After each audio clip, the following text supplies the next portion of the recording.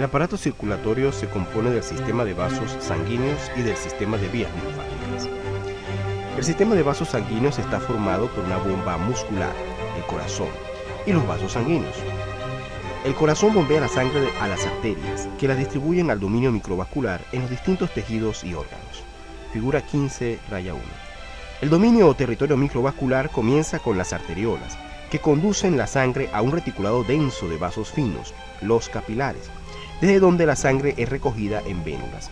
En el dominio microvascular tiene lugar el intercambio de gases, sales, agua y metabolitos entre los capilares y las vénulas y los tejidos circundantes. Las venas transportan la sangre de regreso desde el dominio microvascular hacia el corazón. Con el corazón como punto de partida, los vasos sanguíneos conforman dos circulaciones, de las cuales la circulación pulmonar o pequeña circulación transporta la sangre hacia los pulmones y de regreso al corazón, mientras que la circulación sistémica o gran circulación transporta la sangre hacia todos los demás tejidos del organismo y de regreso al corazón. El sistema de vías linfáticas se compone de capilares linfáticos y vasos linfáticos. Este sistema drena el líquido tisular de los espacios intercelulares y desemboca en las venas del cuello. Muchas sustancias extravasculares, como lípidos y proteínas de alto peso molecular, también son transportadas por las vías linfáticas a la sangre. Por su parte, también algunas células en condiciones normales, sobre todo linfocitos, llegan a la sangre por las vías linfáticas. Estructura de los vasos sanguíneos. En todo el aparato circulatorio, la pared vascular posee un revestimiento interno liso, compuesto por una túnica, por una única capa de células endoteliales. Los capilares están constituidos exclusivamente por esta capa de células endoteliales, mientras que los demás vasos presentan zonas tisulares organizadas alrededor del endotelio. Estas zonas contienen cantidades variables de tejido conectivo y células musculares lisas y todos los vasos de diámetro mayor que los capilares. Poseen una túnica íntima interna, una túnica media e intermedia y una túnica adventicia externa. Figura 15.2. Por lo general, estas tres zonas presentan la siguiente composición. La túnica íntima posee una única capa de células endoteliales, en ocasiones rodeada por una capa de tejido conectivo subendotelial. La túnica media se compone de una disposición concéntrica de tejido conectivo y células musculares lisas, y la túnica adventicia es un revestimiento externo de tejido conectivo que se continúa con el tejido conectivo circundante. El aparato circulatorio se puede clasificar en sistemas cardiovascular y microvascular. El sistema macrovascular se compone del corazón y todos los vasos visibles a simple vista, mientras que el sistema microvascular está formado por arteriolas, capilares y vénulas que solo son visibles mediante el microscopio. Vamos ahora a hablar acerca de las arterias. Las arterias, palabra que proviene del griego arteria, que significa tubo aéreo. Los antiguos griegos creían que las arterias eran vasos portadores de aire, pero en realidad ellas transportan la sangre hacia el dominio microvascular en los tejidos y órganos. Eso lo podemos observar en la figura 15, raya 1. Comienzan con la aorta y el tronco pulmonar, que parten desde los ventrículos izquierdo y derecho respectivamente. De estos vasos parten por ramificaciones sucesivas gran número de arterias de diámetro cada vez menor. Sin embargo, la capacidad acumulada de todas las ramificaciones aumenta en forma gradual, lo cual causa disminución de la velocidad de flujo y de la presión sistólica, la presión en el sistema arterial durante la sístole o contracción cardíaca. La pared arterial es fuerte y contiene cantidades importantes de musculatura lisa y componentes elásticos. Figura 15, raya 2. Por lo general, en los cortes histológicos se diferencian con facilidad las arterias de las venas, porque la pared gruesa impide el colapso del vaso durante la preparación, mientras que las venas de paredes finas a menudo están más o menos colapsadas. La pared de las arterias se caracteriza porque una membrana elástica diferenciada, la lámina elástica interna. Las arterias grandes contienen numerosas membranas elásticas en la pared y se denominan arterias elásticas. Estas se ramifican en arterias más pequeñas, las arterias musculares, en cuyas paredes predominan las células musculares lisas. Las arterias más pequeñas o arteriolas se consideran parte del dominio microvascular. La pared de las arterias se caracteriza porque una membrana elástica diferenciada, la lámina elástica interna, separa la túnica íntima de la túnica media, mientras que por lo general una lámina elástica externa, menos definida, separa la túnica media de la adventicia. En cuanto a las arterias elásticas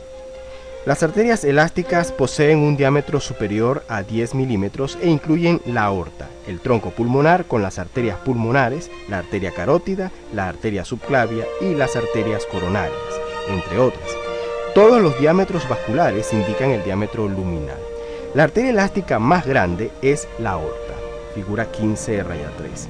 La túnica íntima presenta en su interior células endoteliales poligonales y tan aplanadas que en condiciones normales en preparados para el microscopio óptico solo se distingue el núcleo también aplanado que forma un abultamiento luminal. Mediante microscopía electrónica se observa que las células endoteliales están unidas por medio de zonulae ocludentes con nexos muy relacionados. El citoplasma contiene vesículas que se piensa tienen actividad de transporte trasendotelial. Se verán con mayor detalle las características citológicas generales de las células endoteliales y sus funciones al estudiar capilares. Una lámina basal separa el endotelio de una capa subendotelial de tejido conectivo laxo que contiene células musculares lisas aisladas y fibroblastos dispersos. La membrana elástica interna de la túnica media se define como lámina elástica interna. La túnica media de la aorta de un humano adulto contiene unas 50 membranas elásticas fenestradas, dispuestas en círculo alrededor de la luz. Esto lo podemos ver en la figura 15.3 y figura 15.4. Entre las membranas elásticas se encuentran células musculares lisas que se fijan a las membranas. Además se observan fibras elásticas y de colágeno incluidas en una sustancia basal basófila compuesta en su mayor parte por proteoglucanos ácidos. Las células musculares lisas constituyen el único tipo celular en la túnica media y producen todos los demás componentes.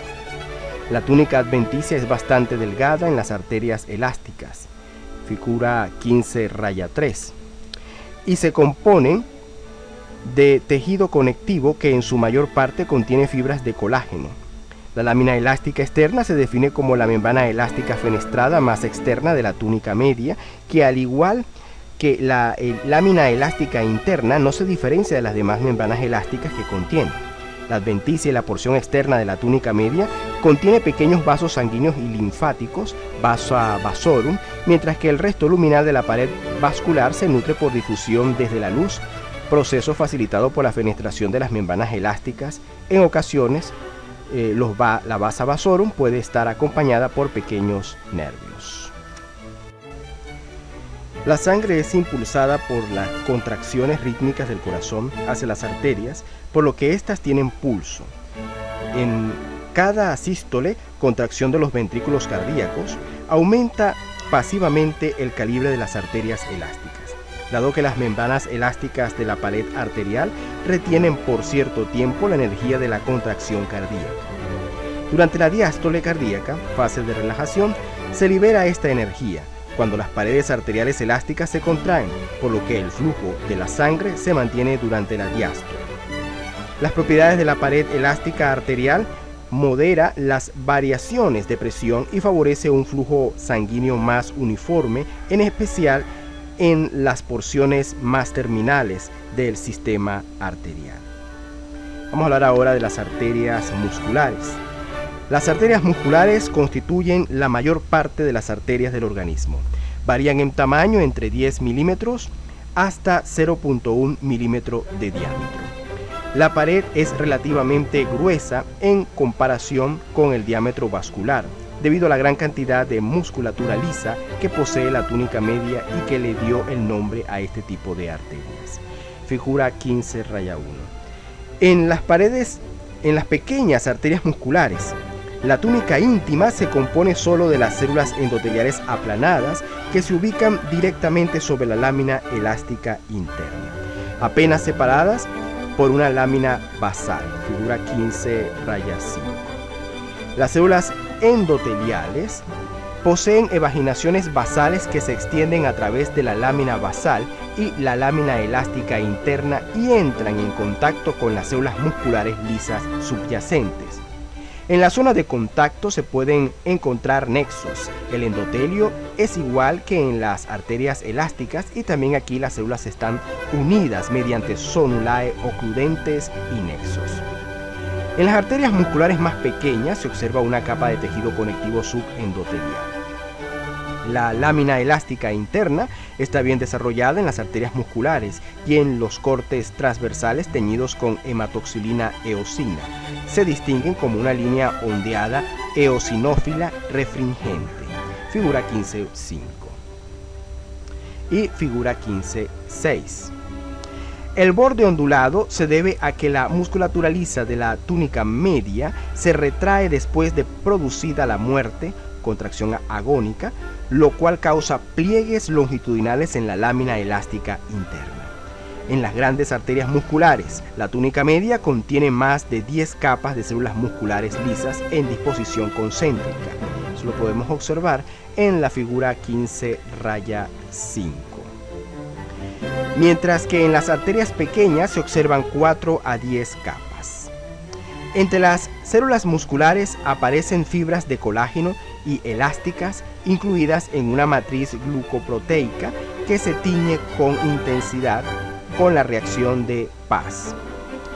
Al igual que en las arterias elásticas, las células musculares son las únicas células de la túnica media y también aquí producen todos los componentes extracelulares. En las grandes arterias musculares, la lámina elástica externa forma en la transición a la túnica adventicia una limitante, aunque menos definida que la lámina elástica interna y a veces con separaciones en varias capas. Las pequeñas arterias carecen de lámina elástica externa.